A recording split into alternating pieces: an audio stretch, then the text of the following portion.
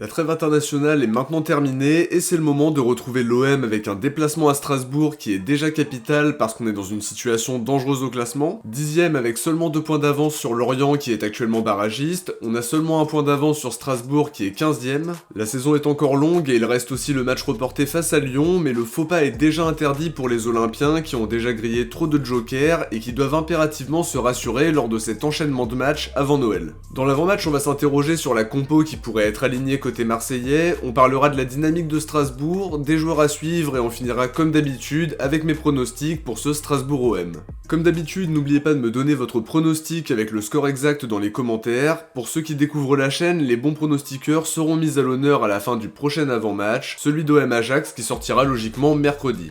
On commence directement par un point sur la compo, je m'attends à quelques ajustements par rapport au match à Lens. En défense, je m'attends à voir le duo Gigot-Bemba qui n'a pas montré énormément de complémentarité sur le début de saison, mais c'est quand même 2 joueurs qui sont plutôt en bonne forme en ce moment et qui apportent des garanties. Après, Gattuso fera peut-être le choix de mettre Balerdi d'entrée de jeu, mais on verra ça. Klose et Renan Lodi seront très probablement titulaires de chaque côté. Au milieu, on reverra le tandem Kondogbia-Verretou avec un trio offensif Sarr, Harit, Ndiaye, même si c'est pas impossible que Gattuso renouvelle sa confiance à Correa sur le côté gauche puisqu'il a passé la trêve avec l'équipe. Quoi qu'il en soit, on n'a pas vraiment l'embarras du choix sur le plan offensif et je pense que ces 3 joueurs-là ont besoin de reprendre de la confiance et ça peut être un match intéressant de ce point de vue-là. Même chose en pointe parce que je redonnerai une chance à Aubameyang qui a souvent été décevant en championnat. Il a besoin de lancer sa saison, c'est peut-être un match qui peut lui faire du bien aussi. Vitinha entrera très probablement en cours de jeu, mais on espère que ce sera plus autour de la 60e que de la 80e pour qu'il puisse s'illustrer.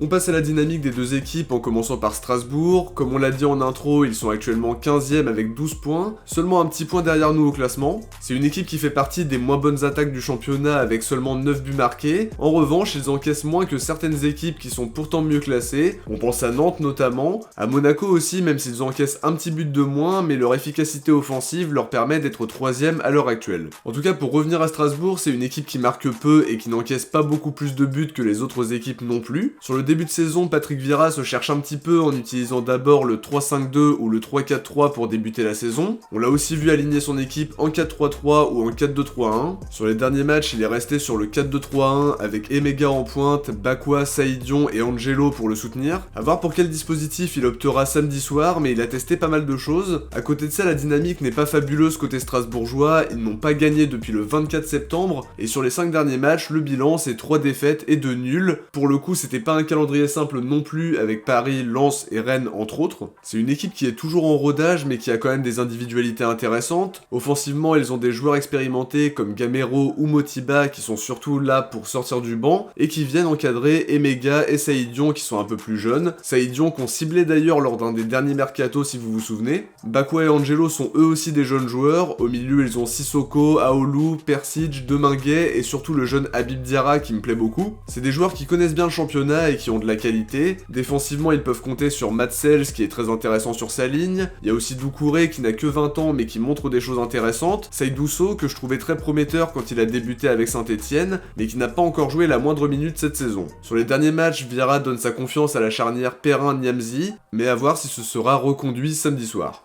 On enchaîne sur la dynamique marseillaise, on est parti pour la trêve sur une mauvaise note avec cette défaite à Lens, au terme d'un match au niveau affligeant, et pour le coup on aurait été bien inspiré de prendre au moins le point du nul, mais on arrive à s'incliner alors que les Lensois ont eux aussi fait un match assez catastrophique. Après un match d'une telle pauvreté, ça renforce encore plus les inquiétudes et l'impatience grandissante par rapport à nos attaquants, que ce soit les avant-centres, mais aussi les ailiers qui sont pas capables de les servir correctement. C'est toute une animation offensive qui est à revoir, avec aussi des lacunes sur le plan technique. A priori, la finition a été bien travaillée pendant la trêve, mais il manquait Sarr, Harit et Ndiaye entre autres. C'est important d'être plus calme, plus précis dans notre création d'occasion, et surtout être capable de planter quand on a une occasion franche. Défensivement, faudra être régulier sur 90 minutes. Je suis plutôt d'accord avec ce que disait Longoria dans son entretien pour RMC, on a gagné en sécurité défensive, mais il faut faire beaucoup mieux dans l'aspect offensif, et principalement dans les 30 derniers mètres, comme le relevait Gattuso en conférence de presse, et bien sûr également avoir beaucoup moins de déchets techniques que sur les derniers matchs de championnat. Pour ce match à Strasbourg, faudra imposer notre rythme, mettre de l'intensité et du pressing pour gêner leur relance, mais évidemment, faudra réussir à marquer. Il y a une stat qui fait mal, c'est qu'on n'a pas marqué entre les 2 trêves internationales, nationale et ça montre à quel point on est en difficulté dans ce secteur-là. L'enchaînement des matchs emprunte aussi beaucoup les organismes, on va d'ailleurs enchaîner avec la réception de l'Ajax jeudi prochain avant de recevoir Rennes dimanche. Comme on le disait en intro, c'est important de faire le plein de points sur l'enchaînement de matchs qui nous attend d'ici Noël. On doit tout de suite s'éloigner de la zone de relégation pour se rassurer, même si à l'heure actuelle on a encore un match en retard sur les autres et c'est important de le prendre en compte. Il faut lancer une dynamique, lancer une série, comme le disait Pablo Longoria lui-même. Il y a moins de matchs cette saison, donc il faut tout de suite réagir pour remonter au classement.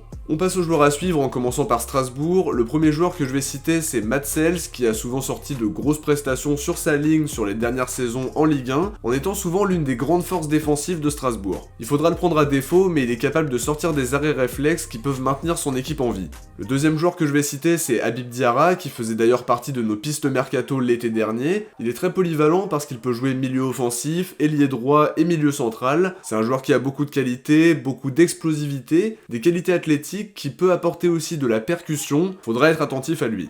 Dernier joueur à suivre, Emmanuel Emega, qui est le gros investissement du Racing cet été. Pour le moment, il n'a marqué qu'un but, mais il aura à cœur de définitivement lancer son aventure strasbourgeoise. C'est un jeune joueur prometteur, plutôt rapide, puissant avec une bonne finition. Pour l'instant, l'animation offensive de Strasbourg n'est pas bien rodée, mais quand ce sera le cas, il fera très mal à la finition, à mon sens. Côté marseillais, je vais citer Renan Lodi, il doit nous rassurer sur un match comme celui-là. Je trouve que son début de saison est plutôt mitigé avec des difficultés défensivement. Offensivement, il aura l'occasion d'apporter davantage face à une équipe comme Strasbourg. On attend plus de sa part et on espère que le rassemblement avec sa sélection lui a fait du bien. Deuxième Olympien à suivre, Geoffrey Kondogbia, qui a montré de très bonnes choses sur les derniers matchs, notamment en Europa League. Je le trouve très important par l'impact physique qu'il apporte et aussi par sa qualité de passe, notamment les passes longues. Il sera encore très important et je trouve que son duo avec Verretou montre des choses très intéressantes. Dernier joueur à suivre, Aubameyang, qui aura certainement l'opportunité de débuter à nouveau. Comme on l'a souvent dit, son bilan statistique est catastrophique en Ligue 1, avec un seul but inscrit. Il doit absolument montrer autre chose et retrouver le chemin des filets. C'est un match qui peut lui permettre de reprendre confiance et on espère que ce sera le cas. On passe au pronostic pour ce Strasbourg-OM. Malgré les dernières semaines en championnat et les récentes performances de l'équipe qui nous ont pas rassurés, j'ai envie d'être optimiste pour ce déplacement à Strasbourg. J'espère que la défaite et la prestation face à Lens ont créé un électrochoc dans l'esprit des joueurs. On a impérativement besoin de points et on a déjà grillé beaucoup de jokers. Je miserai donc sur une victoire marseillaise 2-0 avec Aubameyang et Sarr en buteur. Une victoire qui nous permettrait de potentiellement se rapprocher de la 6ème place selon les résultats du week-end et qui serait aussi notre première victoire à l'extérieur en championnat. Ça aussi c'est une statistique assez hallucinante avec 2 nuls et 4 défaites au compteur. C'est le moment d'aller chercher 3 points très précieux et quoi qu'il en soit, le faux pas est totalement interdit pour l'OM. Avant de se quitter, on va découvrir qui sont les bons pronostiqueurs du match à Lens. Bien joué à Moupi et David Susila qui avaient pronostiqué la défaite 1-0 malheureusement. Merci à tous en tout cas d'être aussi nombreux à jouer le jeu à chaque avant-match. Et comme d'habitude, n'oubliez pas de me donner votre pronostic pour Strasbourg-OM.